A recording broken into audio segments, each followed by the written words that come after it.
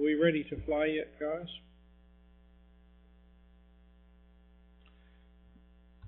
I don't know what's happening with this notebook. It's playing up again.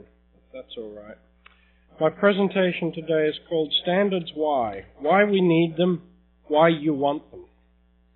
And really this is a follow-on of my presentation about intellectual property. Intellectual property legislation is the greatest threat to open source software there can be. I'm going to talk about business and intellectual property, some current trends and practices, the 4 market phases, open source, open standards and intellectual property. I want you to see where open standards fit in with open source software. And I want to contrast the different standards approaches and then point you to the Great Divide and its consequences. Every businessman will agree that it is necessary to protect the know-how of the business, which is generally regarded as the intellectual property of the business. It's necessary to protect that in order to sustain the business. Intellectual property in a business is a key differentiator, and it has identifiable value. If you, as a businessman, wish to sell your business and you find someone who might be interested in purchasing it, the likelihood is that someone will want to perform due diligence on the purchase that he is making, he or she. Will want to find out what value there really is there and what are the risks in that value. Many a business has been purchased with a liability that landed the new owner in court, deprived both of his money, his assets, and the business he purchased. Someone who comes in to assess the value of the business invariably looks at the intellectual property in the business and the assets of the business, that is hard assets, and then looks at coming to an agreed value of the goodwill in that business.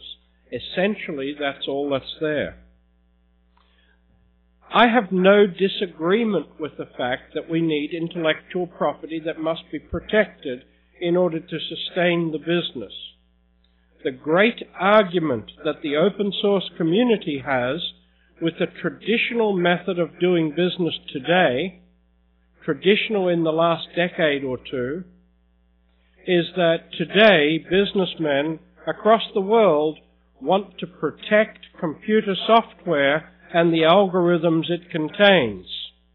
Computer software algorithms are expressions, they're applications of concepts.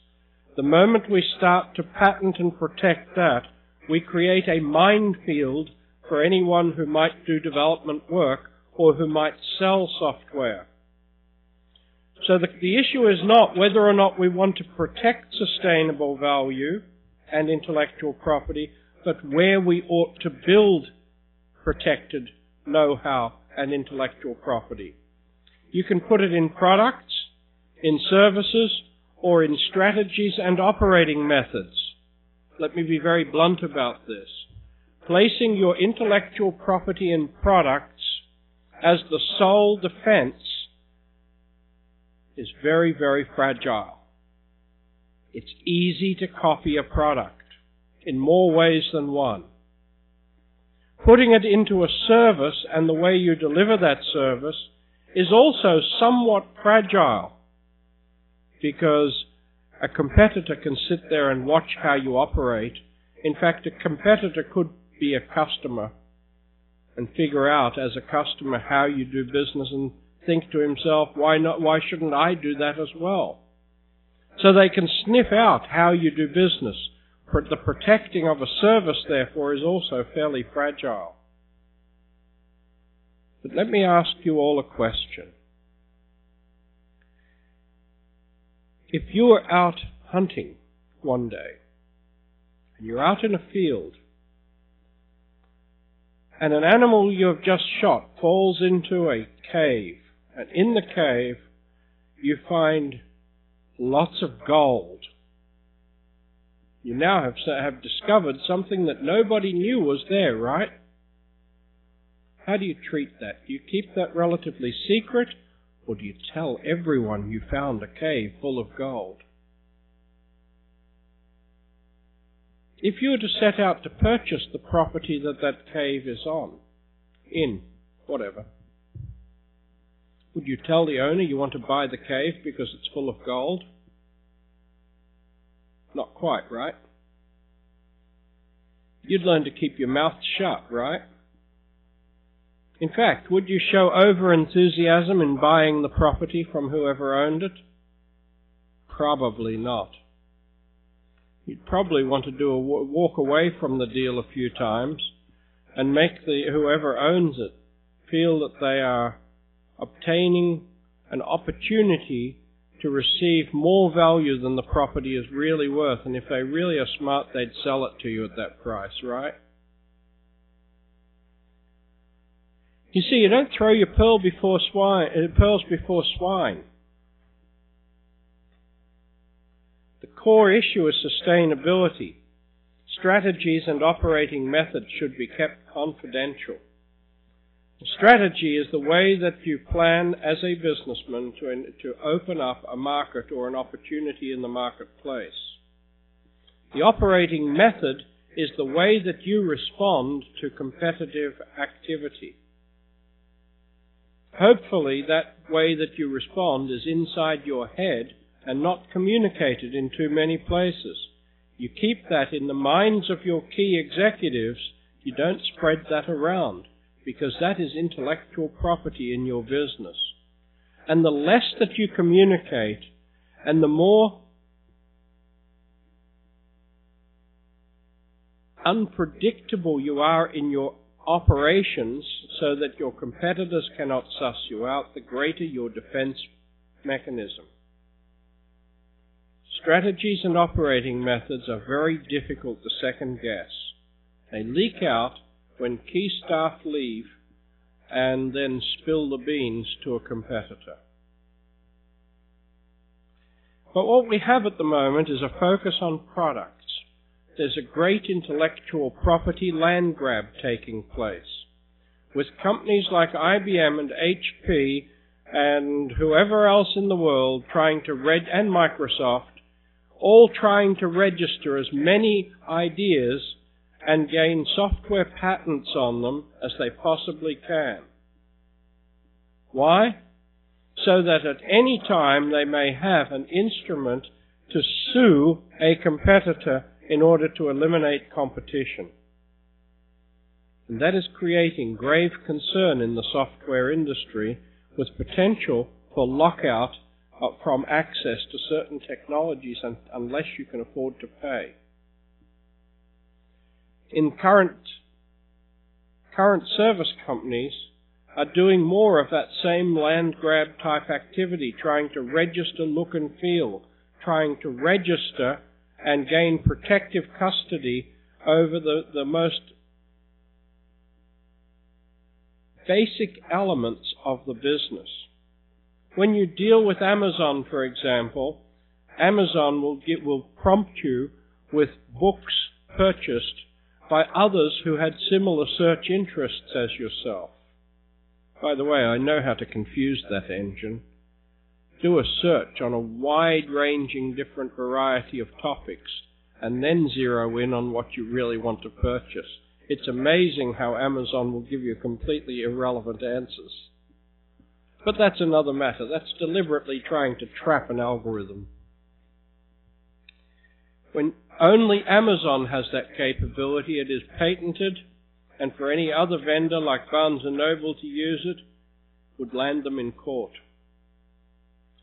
Now, what I'm going to put to you is the necessity for us to learn from the past, because if we don't learn from the past, we're bound to repeat the mistakes of the past.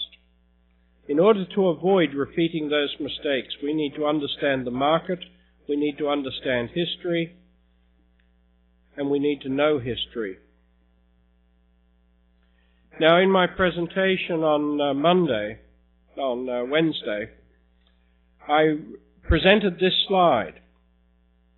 This is a copy from the Federal Reserve Bank of America, Dallas branch, 2002. I'm going to read out to you what it says up the front.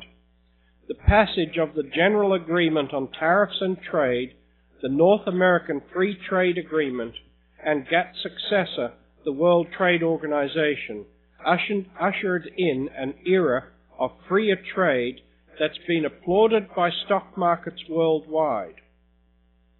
Smoot-Hawley taught us trade's lesson the hard way: protect and destroy. Today we're learning it the right way: compete and prosper.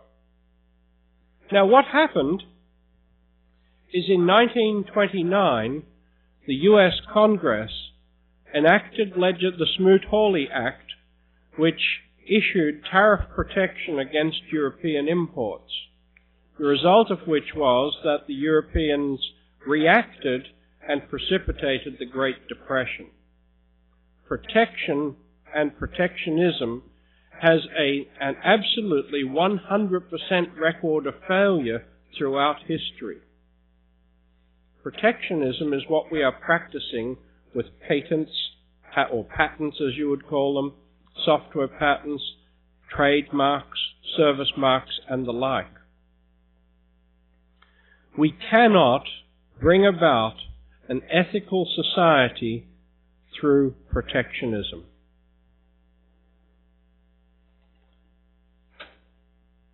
Why is this important? Well, again, we need to understand a market.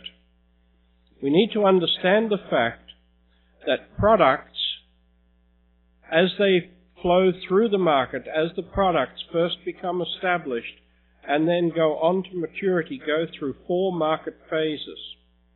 The first one is the period of incubation, during which there is unconstrained technical development because of the need to attain critical mass quickly. The second phase is the phase of emerging market, and by emerging market that demands that there be emerging competition also, because smart businessmen will be watching the market, will see something emerging, will see the tip of the wave, and will want to be in the game so they don't get left behind. The third phase is the period of standardization, during which technological standardization takes place and competition rises to the absolute peak. The fourth phase is the phase at which the time in its life cycle during which the product has matured to the point that it is now extremely easy to use, it is now very cheap to produce, and now more people can afford it, so the market grows very rapidly and exponentially and becomes more global. We can look at that graphically like this. If we look at the curve, that is the top curve, this one, that is the curve of apparent product complexity in use. Let's draw a comparison in Samba. When Samba first came out over a decade ago, you had to set probably 20 to 30 variables, parameters, for you to use it in your business. That's essentially the configurable parameters that Samba had.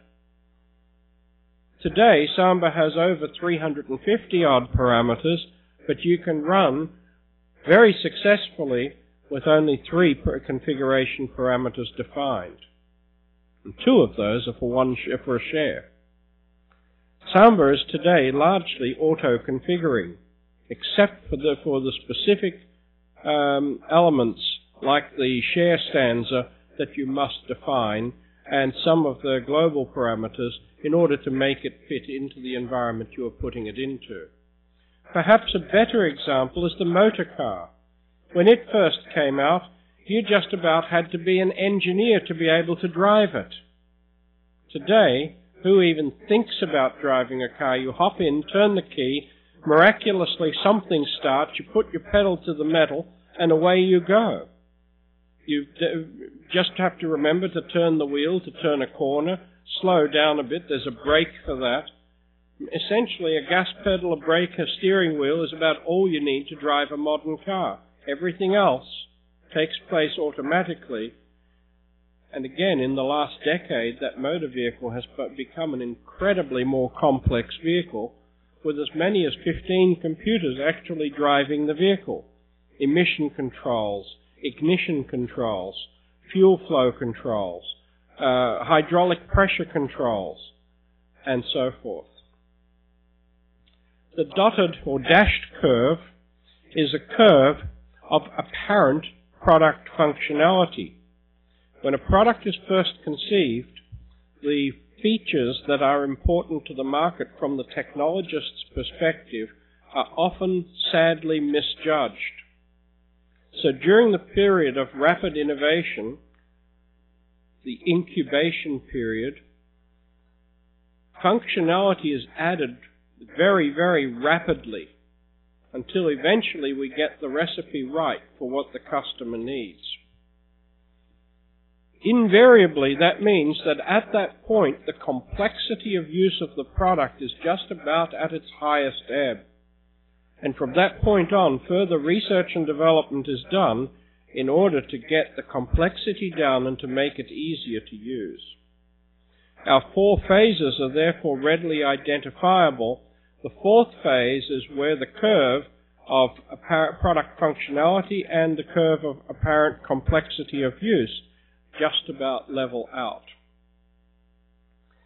Standardization, therefore, is a necessary precursor to globalization and to commoditization, which is necessary for globalization.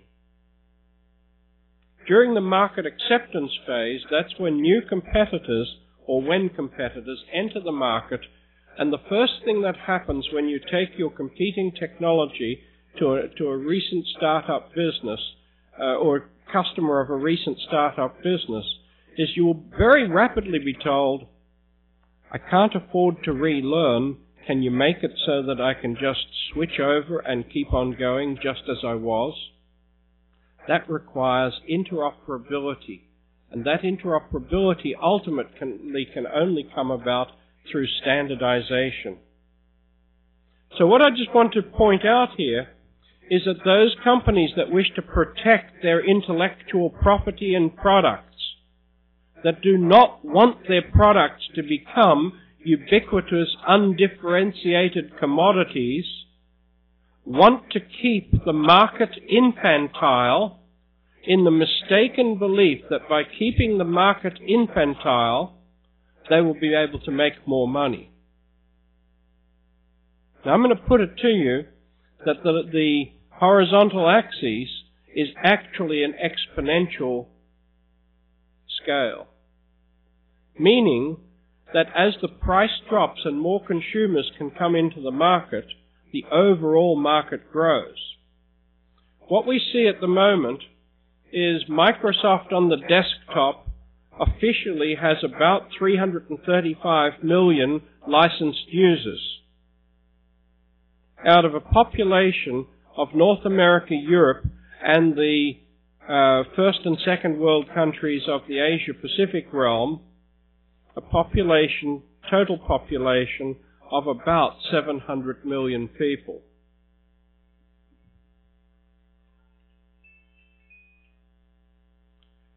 So out of a population of 700 million people, nearly 50% are information technology users. So there is room for growth. But what is the global population? The global population is around 6 or 7 billion people, nearly 10 times larger. Why are they not all using information technology? Well, I went to purchase a copy of Windows 98 while I was in China, in Beijing, in 1999. Do you know what the price was the best price for which I could purchase a legitimate copy of Windows 98? $454 US. What was the price here at home? About $100. Now $100 is nothing to an American who earns a big fat paycheck, right? Do you know what $100 is to a university professor in China, that's nearly a month's income. A couple of weeks' income anyhow. $450 is completely out of reach. Is it any wonder that piracy is a rage? We can decry as much as we like the theft of intellectual property, as it is called, but if we create a big enough barrier, then we do help in many ways for that to happen. We call this, in this part of the world, reasonable and non-discriminatory pricing. I want to get that into perspective. Get the term RAND clearly into your heads right now. Because the standards that many companies are looking for to cover software require licensing of the standard before the standard may be practiced under reasonable and non-discriminatory pricing practices. So how much is a reasonable and non-discriminatory price that everyone can afford? Do we want people in China, in Malaysia, in Indonesia,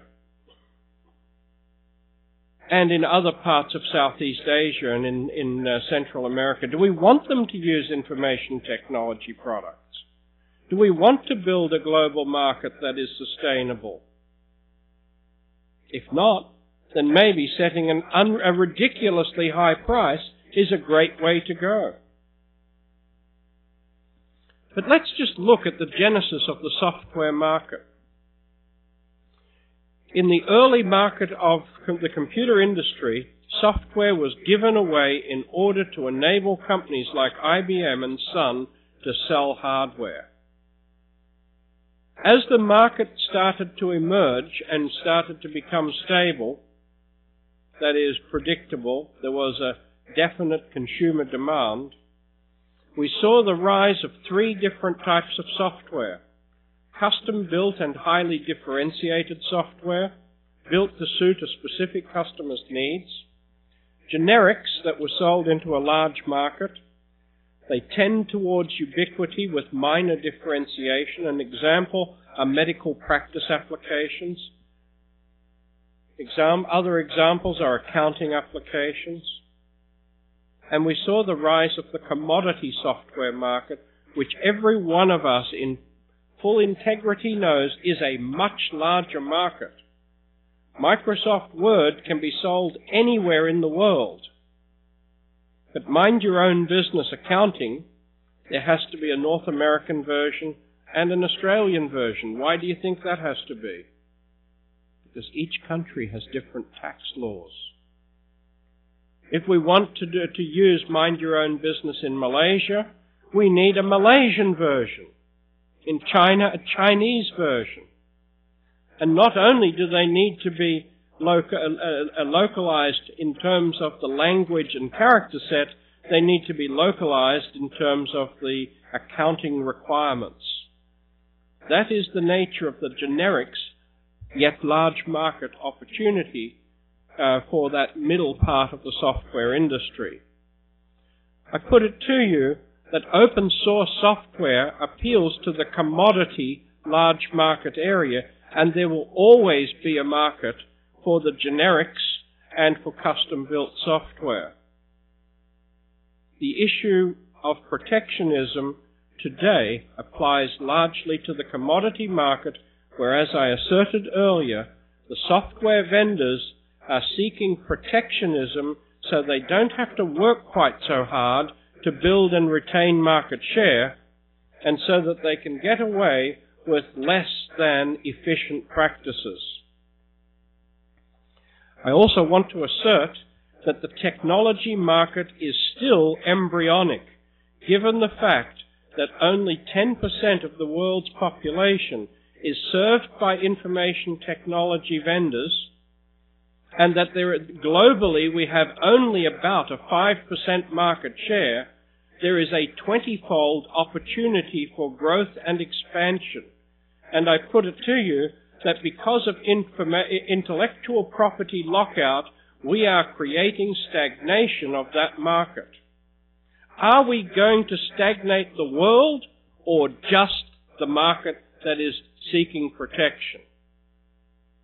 Just consider for one moment, if you were a citizen of India or China or Singapore or Malaysia who was economically and intellectual property-wise denied access to a particular technology, would you smile and take it, or would you get to work and build your own answer to it? I have to tease your mind with that question. What we are seeing today is a massive transfer of development to India and China for the simple reason that there are fewer risks to development in those two countries.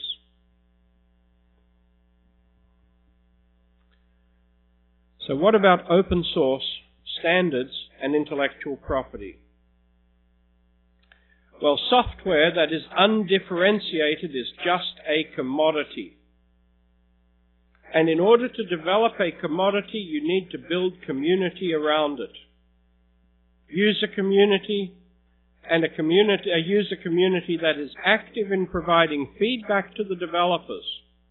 You need a company that is producing it that's exceedingly consumer-oriented, because if it is not, the product will stagnate. The alternative is community development, and that's what open source software is really all about. Standards are essential because they enhance certainty and create a bigger picture, in particular, a picture of predictability about the behavior of the software. If we restrict intellectual property and algorithmic know-how in the product and the technology, then we stagnate, limit, and hamper development. So what we want in the open source community is unrestricted intellectual property, and we want to keep it that way, because to do anything else will destroy the industry, but it won't die globally. It will transfer to those countries where development is not hampered by the same obstacles. Let's contrast the two standards methods. What has been practiced to a large extent to date is that standards have been used as a tool of commerce, licensed on a royalty basis or on a direct license fee basis. In essence, many of the licensed or royalty-based standards have been subjected to government supervision and control, and the requirement has been on behalf of the standards holder to demonstrate that they meet the legislative requirements for reasonable and non-discriminatory pricing. How does the community feel about that? The open source community insists that all standards must be free. We must be free and unrestricted in our ability to practice the standards, to access the standards, and to use the standards, and must be held fully indemnified from any breach of intellectual property in practicing the standard. Fee-based standards are not compatible with the open source model. We also need community involvement in the creation, extension, and improvement of the standards. And for what it's worth, this has worked remarkably well for TCP/IP and the web, which are great examples of how open public royalty-free standards can and do work. What we are leading up to, however, is a great intellectual property divide. Those who want intellectual property protection limit the use of technology, of the patented technology, to specialists who are protected market players. The essential characteristics of market enablement involve cross-licensing. You have to have cash to be able to afford to be a player, and you use your position in the marketplace to lock out low-cost competition. That is one of the reasons why those seeking intellectual property protection want to lock the open source community out. We must of necessity see the encroachment on intellectual property and know-how as a direct attack on the open source software industry. If we permit this to continue, the end road will be that effectively open source development will become outlawed. That's what certain companies would like. How would they be outlawed? How would open source be disqualified from being in the game? By not having the cash it needs to be able to purchase and practice the standards. Not having permission, therefore, to practice, and therefore not able to participate in market development. The big question is, how will this story end? And the answer is, that's up to you. You're consumers. I call on you as consumers to figure out what you need to do. But if I were in your shoes, I'd probably write to my local congressman and say, I've had enough of legislative interference in my freedom, in the freedom to practice thinking and application of that thought. Here is how it works. Those who seek intellectual property protection believe that infrastructure, which we all need, is made up of tightly protected intellectual property plus stringent laws. Do you know what the dialogue of that paradigm is? The community that they build is a community based on litigation. The alternative is the open source model. We believe that infrastructure is the result of unfettered technology development plus vendors working together to fill the needs of consumers. The dialogue of that paradigm is one that brings about consensus. May I challenge you? Which world would you like to live in? Would you like to be sued every time you turn a corner? Or would you like the right and the privilege of dialogue to bring about consensus? I object to any inference that people who respect their freedom, who dislike intellectual property protection, may be labeled as New Age communists. I object to that. Do you like that being that sort of derogatory terminology being used by senior executives of corporations in your part of the world? You are aware that that was said, aren't you? If not, why don't you search for the term on Google next time, find out who said it, and if you disagree, you might consider writing to the company of which that individual is the head. But you know, unless we vote with our feet, unless we take appropriate action, it will fall on deaf ears. Maybe we need to call a moratorium on all intellectual property protection. By refusing to buy videos, by refusing to buy and listen to music, by refusing to go to the cinema, by refusing to buy intellectually protected software. But you know, I can only put crazy ideas like that into your head. At the end of the day, what you do with it is up to you. The only thing I challenge you with is count the cost. Of whatever you do, count the cost. Without standards, we have no defense. Without royalty-free, open public standards, we have no defense against intellectual property protection. I'm very upfront about what the issues and the reasons are. We need standards to help to build the market. As part of that market, there will always be a need for service. Do we want a commodity market where everyone can benefit and the maximum number of players can be in the market for their career's sake, or do we want to keep a market infantile? Again, the choice is yours. I'd like to thank you for listening. You've been very quiet and very passive so far. I've not seen too many jittery reactions. So if you have any questions, I'll take them, and after that I'll spend just a little bit of time talking about Samba, and I'm more than happy to answer your questions on that.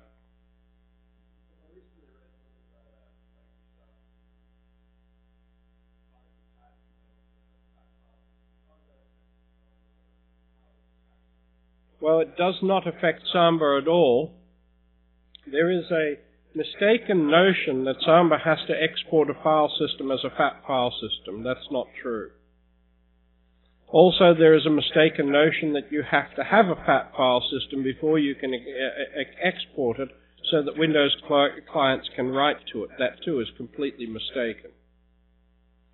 Samba presents the underlying architectural file system type as one that is compatible with Microsoft Windows. We can present it, and typically do, as an NTFS file system. We have the capacity to dumb that down and pretend that it's a VFAT or a FAT file system. But we only pretend that for the sake of an application. Normally we present it as an NTFS file system. The patentability on the file system type, to my knowledge, does not affect Samba at all. I may be wrong, but I haven't seen any basis for that to create concern.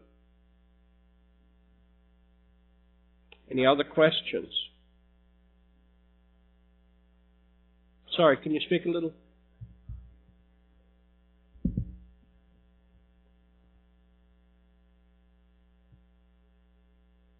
I don't know what the price is, but I believe that Microsoft recently dumbed down Windows XP to sell it at a lower price into Thailand, which is a recognition of the fact that the price they were charging was excessive and unaffordable in the marketplace.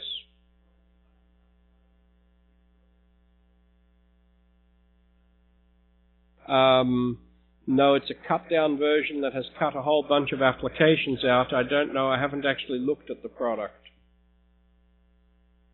Yes.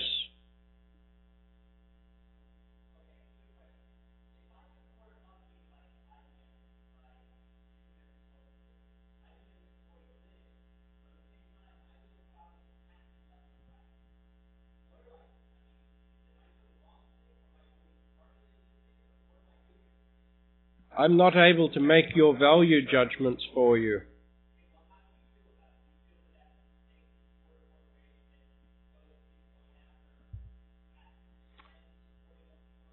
Well, IBM have recently opened up their patents to use by the software industry. Quite a number of us in the industry are still evaluating what the long-term consequences and issues are, and right now the best way that I can summarize what IBM have done is to say the jury is still out. I applaud them for their initiative. I hope that my interpretation of the initiative is in fact accurate, and that is that they are removing the obstacles for open source development. I hope that that is true, in which case I will continue to applaud their action. Any other questions?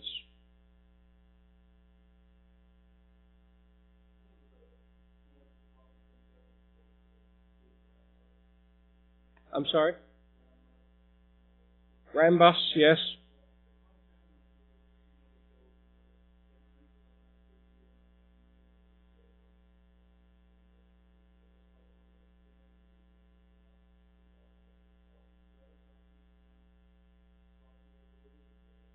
Oh, there are a number of examples similar to that. However, to my knowledge, it has not happened in the open source world.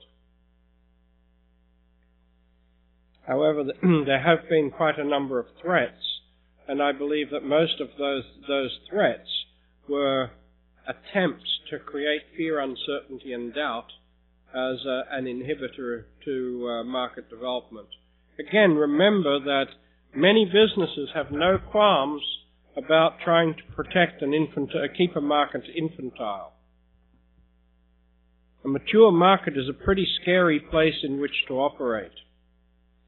I'd like to balance that by saying that according to work done by Boston Consulting Group, there is an observed rule known as the rule of two. The rule of two states that whoever gets into a market and develops it first will end up in a position of leadership. And the ratio in a mature, stable market, the ratio of market share held by the various competitors differs by a factor of 2.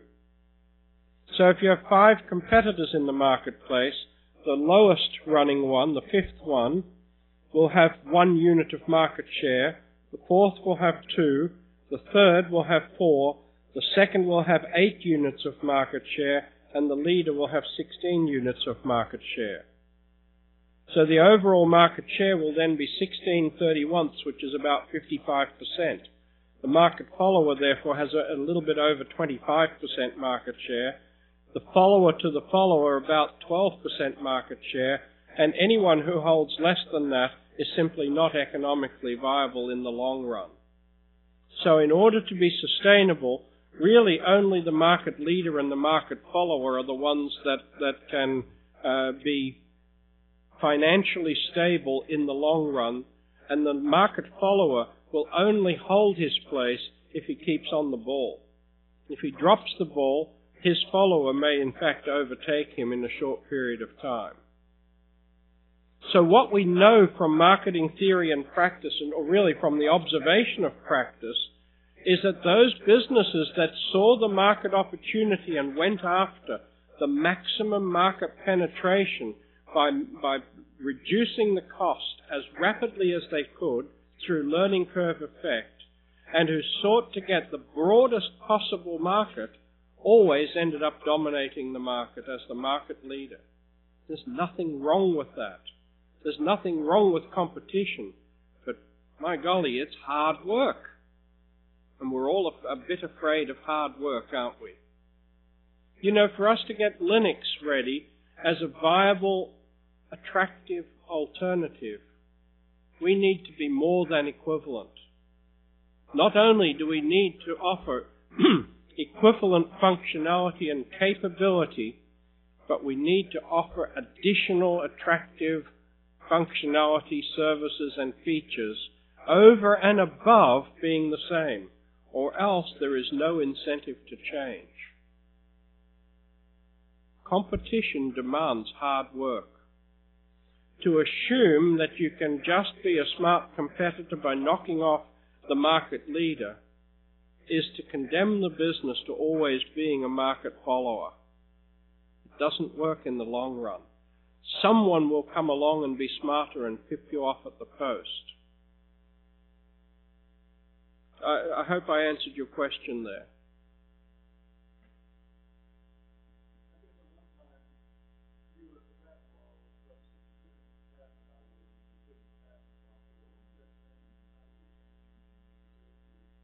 I heard recently that the change happened without any act of Congress. It was done by the bureaucracy. It happened in the last decade. However, there was precedent for that earlier, and I'm not sure of all of the details. The best person to discuss that with is Larry Rosen, who is at this conference. Yes. I'm sorry, I'll come down to you.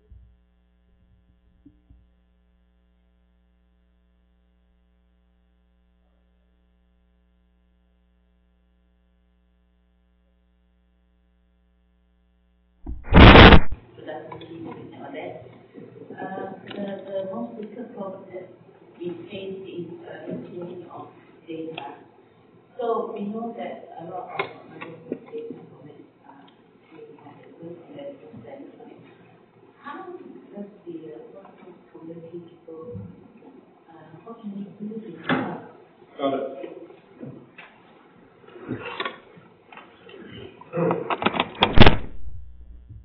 I apologize for coming down there. I'm afraid I'm a bit hard of hearing, so... Okay, so the comment made is that one of the key problems with deploying something other than Microsoft Windows is the problem of file compatibility, file format compatibility. I'd like to state that that is more than just a problem between Windows and alternatives. It's actually even a problem within Microsoft Windows, because if you happen to have a version of Windows 3.11 and you have a version of Windows XP Home Edition, and you are using Office XP on the Home Edition, and you have a copy of WinWord 2 on your Windows 3.11, many happy days and many happy returns to you in trying to open that Office XP document on your old machine. Let's be very frank about it. File formats have changed, and at many points along the journey in the development of Word. And whilst we're able to read files with backwards compatibility, I have seen problems between recent versions. I know one company that has a mixture of Windows 2000 Professional with Office 2002 and current generation Windows XP Professional with the latest generation of Microsoft Office on there. And they have major problems with the formatting of documents that they interchange between their staff. And the company has no interest in updating everything at once. They need to be able to afford that. So file format compatibility is a constant problem, even in the Windows world, contrary to the notion that Microsoft Office is any form of file format standard. On top of that, we ought to be very concerned about how Microsoft may move forward with the Digital Millennial Copyright Act enactments and digital rights management in the file format technology that they adopt. Up in Massachusetts, the Council has recently refused to accept Microsoft's new Longhorn Office format, which is a proprietary binary software patented XML format. And they've told Microsoft that unless they open that and make that an open public standard, they will not be able to, the Council will not use, or that government borough will not use that technology. The best answer that we can have is to call for open public royalty-free file formats as the only mechanism for achieving a document interchangeability and interoperability. OpenOffice has built its own open specification for an XML file format. I was presenting out of OpenOffice. It is able to write Word documents, but I have detected significant formatting problems, particularly when importing a Word document, modifying it, and then exporting it and bringing it back into Microsoft Word. Again, it's up to you as consumers to state your position. If you don't like that, tell the vendor that you don't like their product. Tell them you won't use it, and then don't buy it. The only thing that a dominant market supplier, a dominant competitor in the marketplace will listen to is when they see the effect of consumer action on their balance sheet. I'm sure you can all understand that. The balance sheet is the only vehicle for influencing the company. So if you continue to purchase the product despite your complaint, then don't be too surprised if your complaints are ignored. Look, an industry that is currently going through a massive shakeout in this country is the airline industry. Now, you know what customer loyalty programs are all about, don't you? They're supposed to make consumers choose the same airline more and more for all your needs because you're so happy as a consumer, you're locked in. Well, from 1993 until 2000, I flew nothing but United Airlines, but after a period of really bad service, I withdrew my loyalty from my preferred airline. And so did many other Americans. They chose not to fly. And should we feel guilty that now United does not feel that it is in the best of economic positions? Not at all. It is the only vehicle we had. Our choice was our vehicle for reinforcing the need for that company to be customer needs oriented, to honour loyalty and with respect. Ultimately, as consumers, we do that in the marketplace.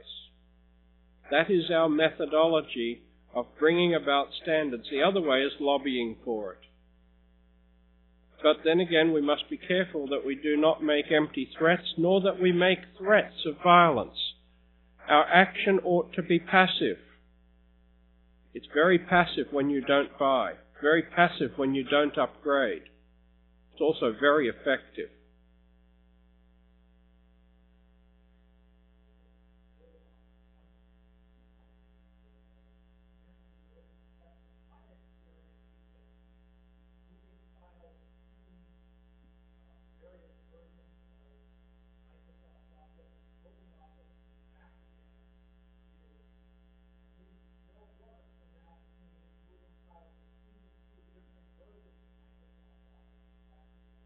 I would concur with that.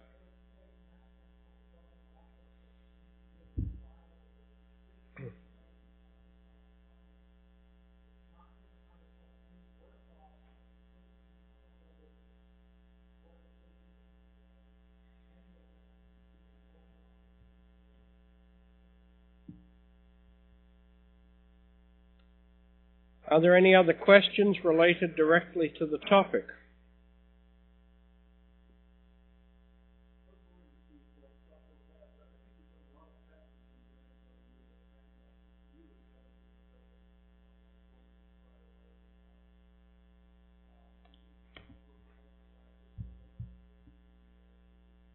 Many won't. Many will not survive. Are likely not to survive the acid test. But to do that, you need to go to court. Do you know what it costs to go to court?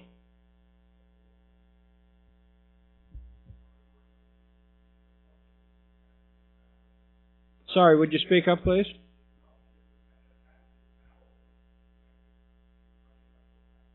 It is an uphill battle.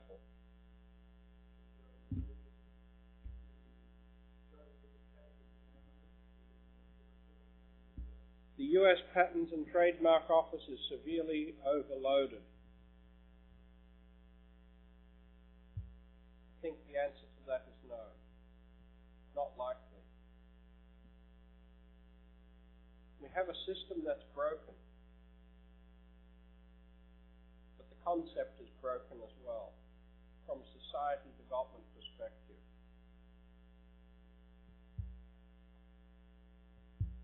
Okay, let's change the subject to the next one, which is Samba. Do any of you have Samba questions?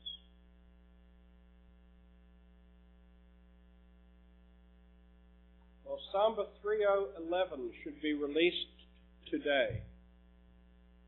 Samba 3011 introduces one very important sought-after feature. It will have what we call user rights management capability.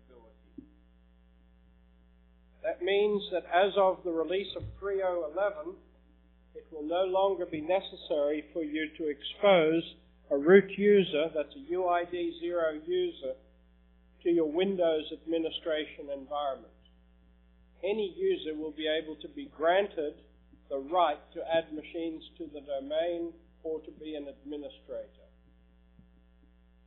Users given that right will act within the Unix host operating system as if they had UID 0. But they will have it only for the specific rights granted. At this stage, the only right that has been fully implemented is the right of machine adding to the domain. We intend to develop that further. Also, Samba 3011 has a huge number of bug fixes in it for printing support using cups and for print queue update purposes. I'd like to make a categoric statement that when it is released, that is the version you should be running.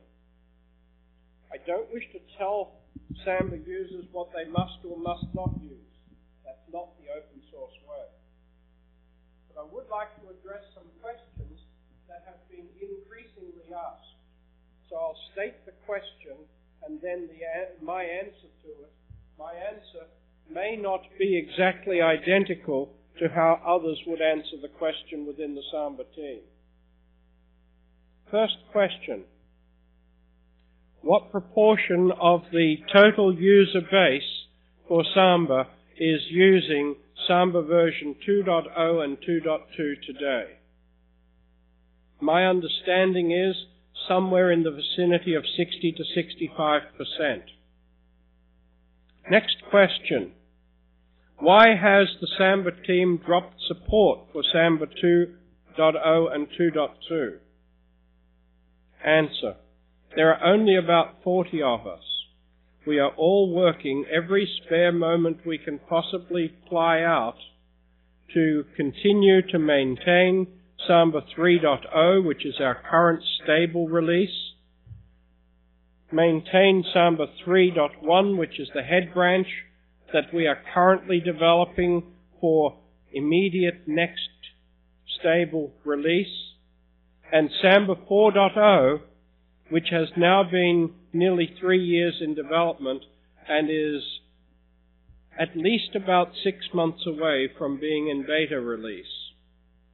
Samba 4.0 is a complete rewrite from the ground up that has been unbelievably human resource intensive.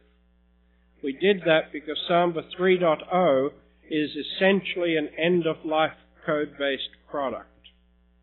The reason is, it is a mixture of code that has grown since the very first days.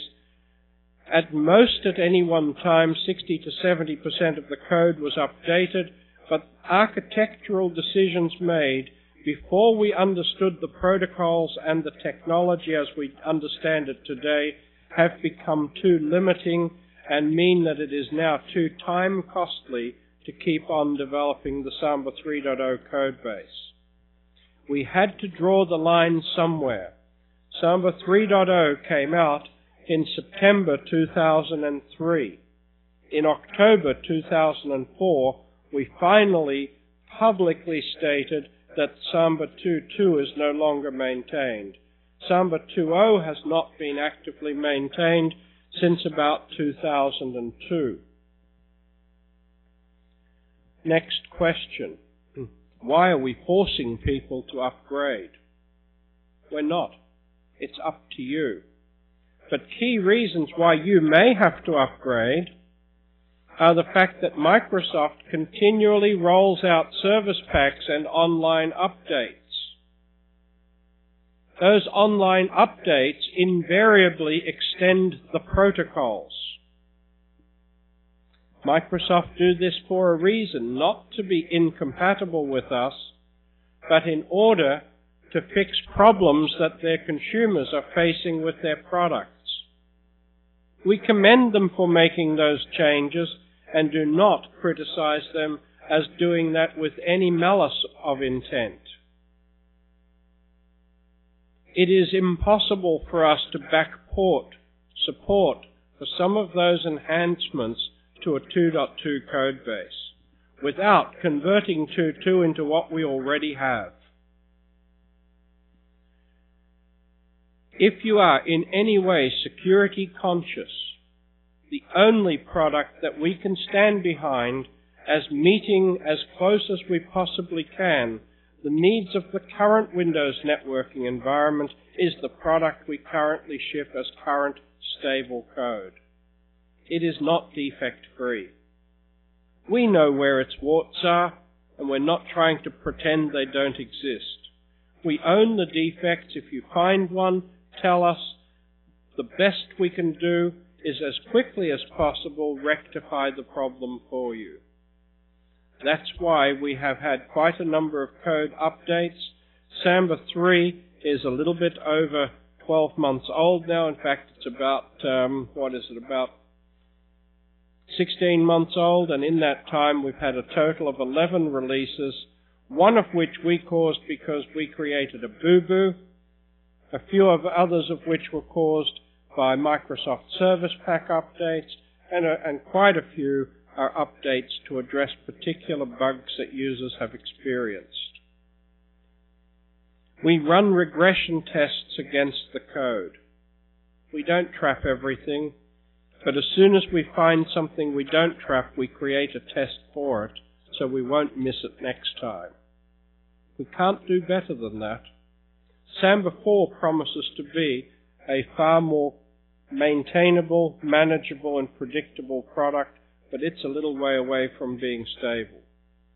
So what can Samba 3 do today that might be important to you? Well, Samba 2 did not have Kerberos support, so you could not fully integrate it as a native member of an Active Directory domain. Samba 3 can fully join an Active Directory domain as a native domain member.